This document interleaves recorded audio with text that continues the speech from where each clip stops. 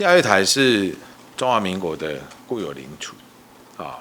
所以我们对钓鱼台有主权这件事情啊，这个是有所本的，而且甚至在更早以前，其实包括在清朝就有相关的文献记载啊，就被划归在如果没有记错，它是被划归在宜兰这个行政区里面的。啊，在主权上面，我们是绝对不让的。好，那除了主权的问题之外，其实还有渔权。那即便大家认为说，在钓鱼台的主权上面是有一些国际的争议，但是对于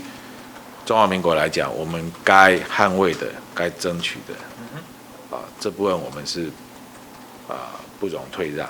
我们的宜兰县政府也在日前就透过议会，也通过证明这个钓鱼台为头城钓鱼台。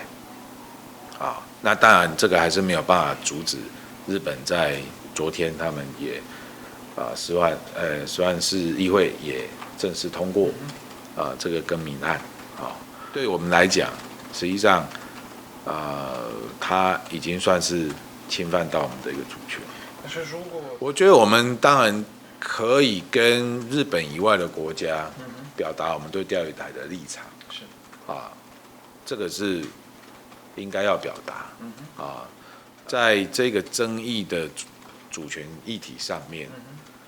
我觉得不管怎么样，就是中华民国政府应该要很清楚的让日本知道，让国际知道，包括对岸在内。那当然这些主张你也必须要付诸一些实际的行动了。台湾长期以来在钓鱼台海域，我们在那边捕鱼的渔民是非常多的。对于台湾来讲，并不是只有主权的问题，它还有渔业